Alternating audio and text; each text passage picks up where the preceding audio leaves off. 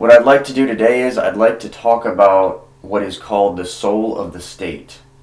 And I've shied away from political topics in my most recent videos. And I don't want to go too much down the rabbit hole of politics, but I want to explain what the state is, how it functions, and how we as human beings fit into the concept of the state. And the first concept that I want to talk about is something that the philosopher Heraclitus referred to, or a saying that many of us may have heard, and that is that you cannot step into the same river twice. And this is half true. And the wisdom behind that statement basically we are molecules, and all we will ever do is rearrange molecules, put things together, and take things apart. And if you want to break things down even further, essentially everything is energy. So everything is either positively charged, negatively charged. There's that which is, there's that which is not. And one thing that I want to note is, while there are things that are always being constantly rearranged, molecules, bodies, streams of consciousness, there is that which is eternal and does not change. For example, mathematics. Math is eternal. So the fact that x equals x, that is eternally true. X cannot equal not x, the law of non-contradiction, that is eternally true. Now the symbols that we use to explain mathematics, they're arbitrary. If you were to go to another side of the universe, the law that x equals x and x cannot equal not x will be exactly the same. The symbols that they use will be different, but the law is the same. So when we say that you cannot step into the same river twice, what we are saying is everything as we know it from our perception is in constant flux and change. Nothing stays the same. The soul of the individual is constantly changing, and so is what we call the soul of the state. So first of all, we are all streams of individual consciousness that we refer to as souls, streams of consciousness, streams of energy coming from a single source that many of us refer to as God. Some people call source. This is where the concept of unconditional love comes from. It is a single source known as God, and our individual souls are like individual molecules from God. Again, we are all energy. We are all energetically connected, and everything is energy. But when we think of molecules, when we think of the smallest particle, that is our finite brain. That is how, in this 3D reality, we compartmentalize ideas and understand our surroundings. So we view things through a finite lens. But because we have rational abilities, because the soul has the ability to comprehend things that are eternal, i.e. x equals x, x cannot equal not x, right? Regardless of what our perceptions tell us, our soul understands these universal truths. So, what I want to talk about is actually the soul of the state, the life cycle of a state, and how it works. Okay? Now, just like with a soul or an individual, there are what are broken down into three constituent parts. All right? There is the head, there is the heart, and there is the stomach. All right. And the head is that which is logical. The head, so to speak, rules the body. That is the natural order of how things work. The heart is what is the generator of the body. So the heart of the state, for example, would be, in the ancient world, a lot of times they would think of it as soldiers. So we can put soldiers in this category. I also put artists in this category. So those who produce the art and those who influence the body, they fall into what is the heart of the state. The head of the state is the rulers, and then we have the stomach of the state, which is the farmers and the demos. So the people, those doing the work within society, those are the farmers. The artists, those producing art, those who are resonating with the human spirit and are the mouthpiece of the human spirit, so to speak, and the soldiers of the state, they are the heart of the state, and then the rulers are the head. So, what I want to explain is how when any of these things comes out of balance, whether it's in the individual or whether it is in the state, there is either tyranny and despotism or there is chaos and anarchy. And the same is true for the individual. So when we as individuals, whenever the head gains too much power over the body, now the head rules the body, but whenever we get into rational thinking and we lose touch with our heart, we lose touch with even our appetite, so to speak, the soul is no longer in harmony. So whenever the appetites gain too much influence over the body, we become gluttonous, we become lustful, we fall into addictions. Whenever the heart gains too much influence over the body, we become overly passionate, we become impulsive. Likewise, within a state, when the head gains too much power, that is when the individual molecules of the state, the subjects, the citizens, that is when they become like numbers. Everything becomes strictly rational, and when the head rules the body, the most rational perspective to have, or the perspective that the rulers will have, is completely rational. It is totalitarian. Totalitarianism is actually the most rational system of government when viewing through the lens strictly of just the head. So, if you are the administrator of a state, it makes the most sense that you have centralized control over everything and you can have the most efficient allocation of resources. People are numbers. That is how the head would view things. That is why there's always a conflict between the farmers, the workers, and the head. Perhaps the academics, the bureaucrats, those administering the states, and why they oftentimes can't see each other's perspective. This is something that's very much being reflected in American politics right now. The stomach has been neglected by the head. That's currently what's happening in American politics right now.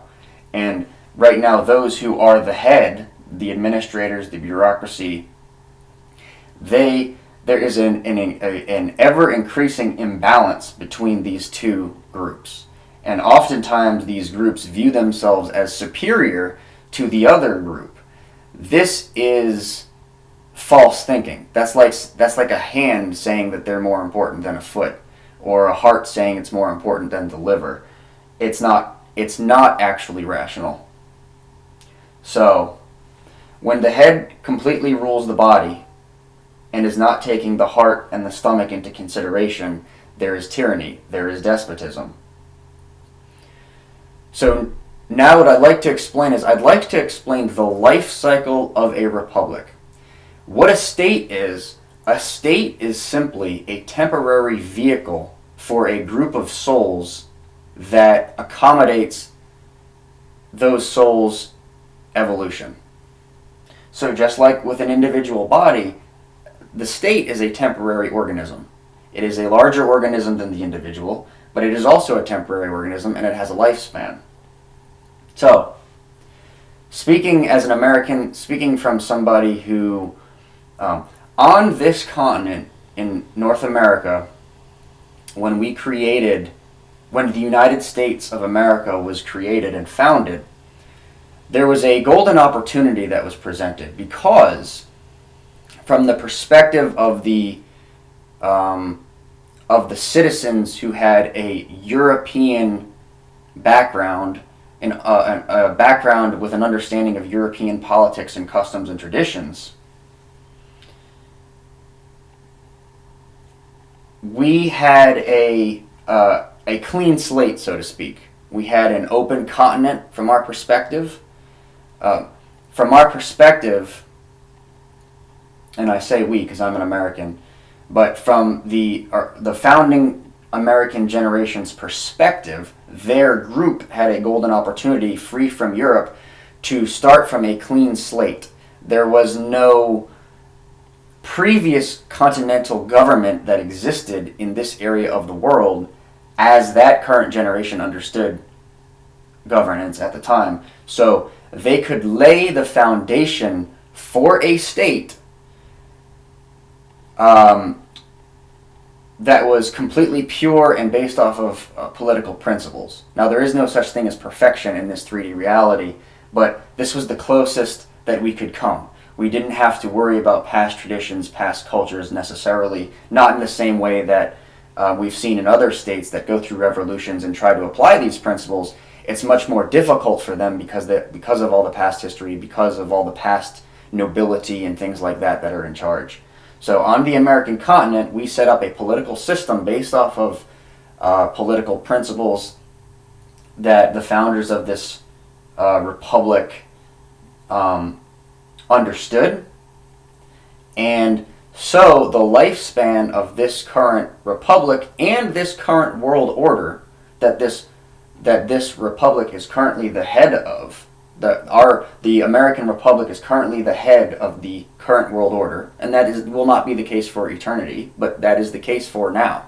And this is in the evolution of humanity's conscious understanding, that is where we are. So, at first, when a republic is born, the first generation understand what it's like to live underneath total rule by the head.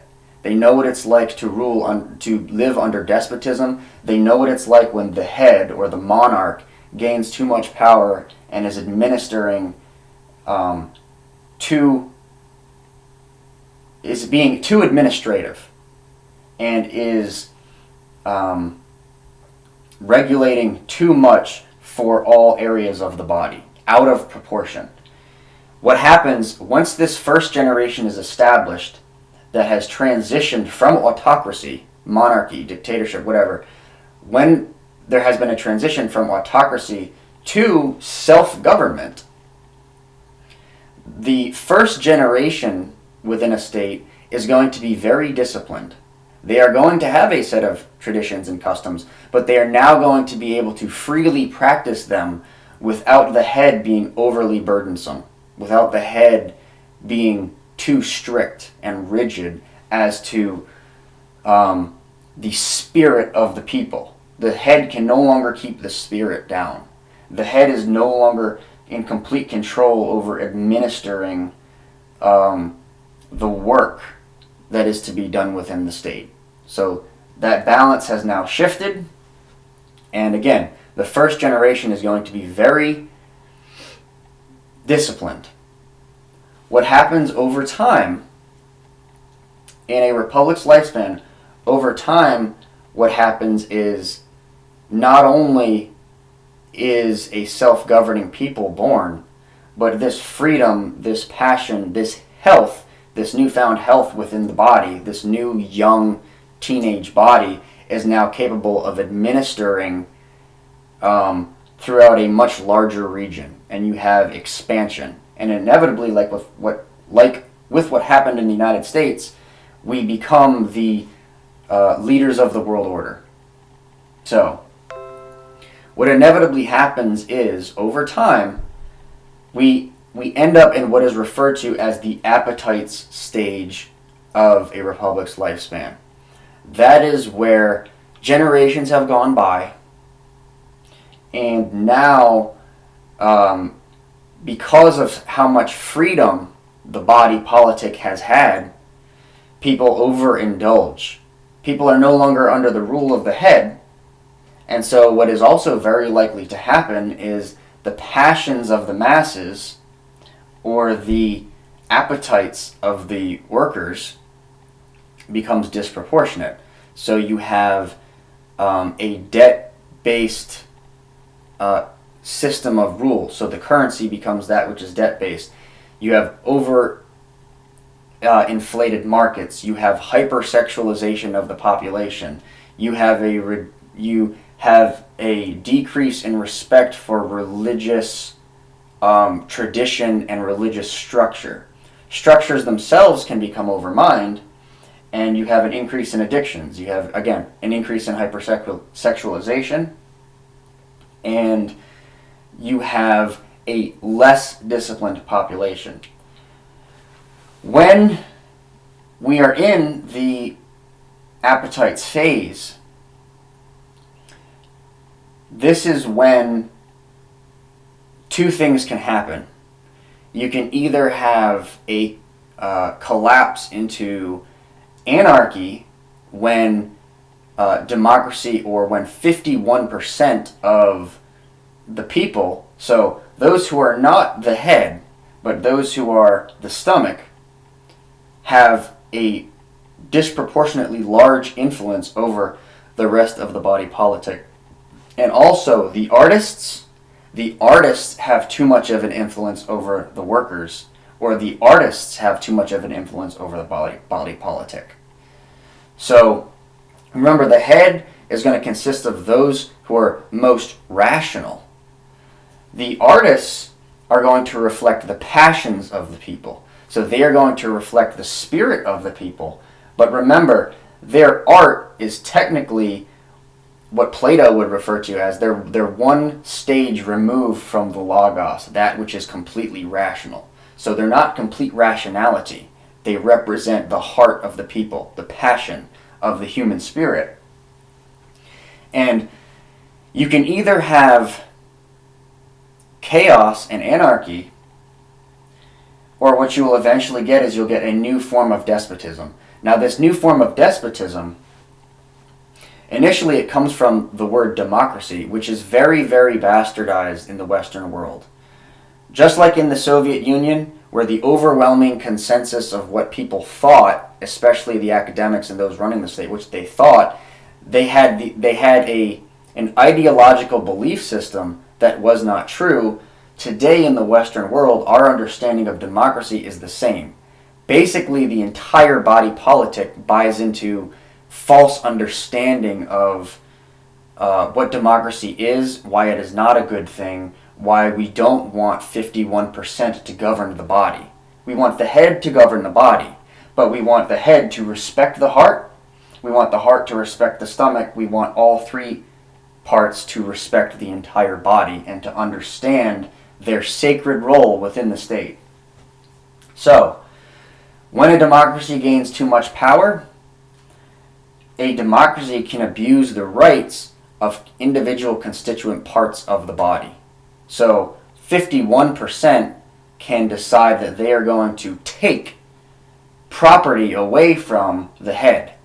Those who are capable of administering, the entrepreneurs, the leaders of the state, the demos, the body politic, they now find that they can now vote money out of the treasury. They can now satiate their desires. They can now borrow as much money as they want to. And they can blow these huge debt bubbles, and they can live a hypersexualized lifestyle and completely live according to the appetites. This leads to instability and chaos, and you can get a form of, it's called mob rule. It's a form of tyranny by a large group of people. It's not balanced. Now, this actually doesn't last very long. This form of tyranny doesn't last very long. And what you are inevitably going to get is you're going to get chaos and disorder. When this happens, when you get chaos and disorder, when you're in the appetites phase of a lifespan within a state, what then happens is somebody comes along, members of the head or a single member of the head comes along and says, I am going to reinstitute order. And when you are in a state of disorder, because the heart and the stomach have a disproportionate amount of influence over the rest of the body politic, a form of autocracy becomes very appealing to the people who are living under this type of disorder. They say, we don't like living under disorder, so we'll go to another extreme, and we will accept somebody who is going to come and administer strict administration, strict order. We want to reintroduce order back into the system because this disorder, this mob rule, is getting too out of hand. So we will openly accept the head to rule the body. This is actually what happened in before Nazi Germany. So this was a lifespan of a state that was very short because it was not conceived in a stable way. First off, it was not conceived from within. So I'm using Germany as an example. Early 20th century Germany, the model of that state that was set up was, for one thing, it was imposed from the outside. So it didn't occur naturally, first of all. Second of all, they were overly burdened with too much debt. So what they did was, the head of that particular Weimar Germany was what it was called. The head decided, in order to get out from underneath this debt, in order to reclaim a certain aspect of our sovereignty, what we're going to do is we're going to hyperinflate the currency, which is a form of defaulting. It's a type of default on debt, which is technically legal, but it's your default. It's a form of default. They hyperinflated the currency, and what happened was the stomach went hungry. So the people, the workers, their entire wealth, their life savings were completely wiped out, and the people, the bottom of the pyramid, lost their influence, and they became impoverished, and they became desperate, and there was a form of disorder. And what happened was, a party came along. The member of this particular party, Adolf Hitler, he promised to reintroduce a new form of order and stability. And that is one thing. If a totalitarian regime can implement a form of stability, totalitarian regimes can be very stable. Some people argue that the regime in China right now is very stable. Now, they're left-wing totalitarian. They're not right-wing totalitarian like Adolf Hitler was. But the stomach and the heart are very much dominated by the head in China, but they are relatively stable. Now, this is not always the case. If the head cannot maintain that type of stability, then the lifespan of that state will also be very short. So in Weimar Germany, you had the hyperinflation, the stomach went hungry, the heart went hungry, and somebody came along and said, we're going to reestablish order, we will be the head, and we have people that we can blame for our problems. We're going to blame the communists, we're going to blame the Western powers, those who were perceived as the Western powers at that time, those who had won the war, and we're going to blame the Jews. This is what happened in Weimar Germany, and we know, and it's such a famous case that all of us end up knowing what the end result was. People were viewed mathematically. They were viewed as numbers, and they were literally given numbers. Many people had numbers tattooed on their arms underneath this regime, because when the head has a disproportionate amount of control over the body politic, it no longer views these molecules within the state. It no longer views the citizenry as its lifeblood. It views the citizenry it views it too rationally. They are simply a means to an end. They are simply a means to keep the state alive.